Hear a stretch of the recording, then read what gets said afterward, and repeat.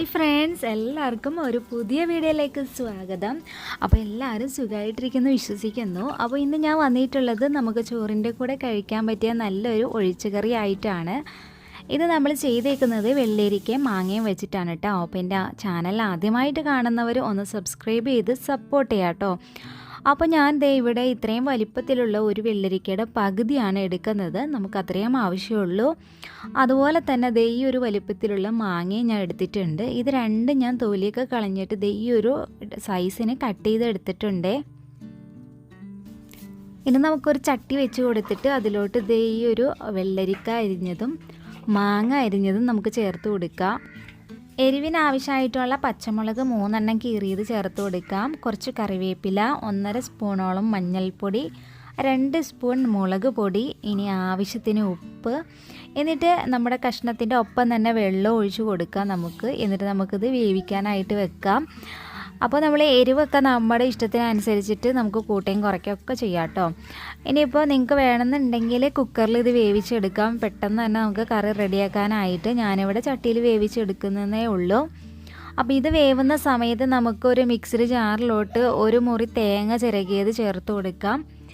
3 അല്ലി വെളുത്തുള്ളി, 2-3 ചെറിയുള്ളി, 1 സ്പൂണോളം നല്ല ജീരകം, കുറച്ച് കറിവേപ്പില. ഇനിയിപ്പോൾ തേങ്ങയുടെ ഒപ്പം തന്നെ വെള്ളം ഒഴിച്ച് കൊടുത്ത് നമുക്കിത് നല്ലൊരു പേസ്റ്റാക്കി എടുക്കാം. നമ്മളിതെല്ലാം റെഡിയാക്കി വരുമ്പോഴേക്കും നമ്മുടെ കഷ്ണങ്ങളൊക്കെ അവിടെ നന്നായിട്ട് വെന്തിട്ടുണ്ടാകും. അപ്പം മാങ്ങയാണെങ്കിലും വെള്ളരിക്കയാണെങ്കിലും വേവാനായിട്ട് ഒരുപാട് സമയത്തിൻ്റെ ആവശ്യമില്ല കേട്ടോ.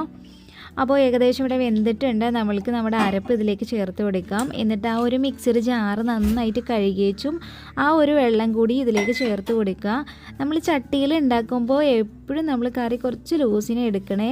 മറ്റുള്ള പാത്രത്തിൽ ഉണ്ടാക്കും പോലെയല്ല. ഇതിൽ ഇരുന്നിട്ട് തണുത്ത് വരുമ്പോഴേക്കും ആ ഒരു വെള്ളമൊക്കെ നന്നായിട്ട് വറ്റിയിട്ട് നല്ല കുറുകിയ കറിയായിട്ട് വരും കേട്ടോ. അപ്പോൾ നമ്മൾ കുറച്ച് ലൂസിന് വേണം ഈ ഒരു കറി എടുക്കാനായിട്ട്. പിന്നെ ഈ ഒരു സമയത്ത് നമുക്ക് ഉപ്പ് ചേർത്ത് കൊടുക്കുക.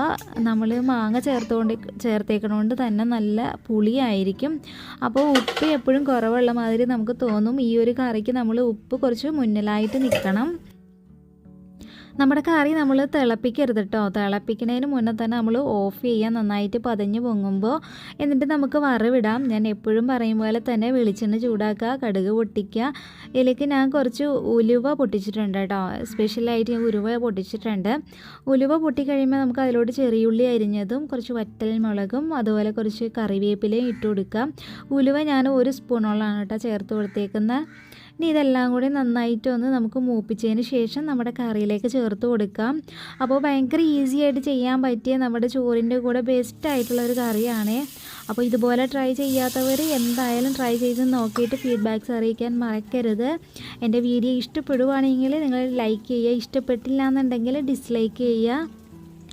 അപ്പോൾ ഇതുപോലുള്ള നല്ല നാടൻ റെസിപ്പികളൊക്കെ ആയിട്ട് ഞാൻ വീണ്ടും വരും. അതുവരെ ഓക്കെ, ബൈ, താങ്ക് യു.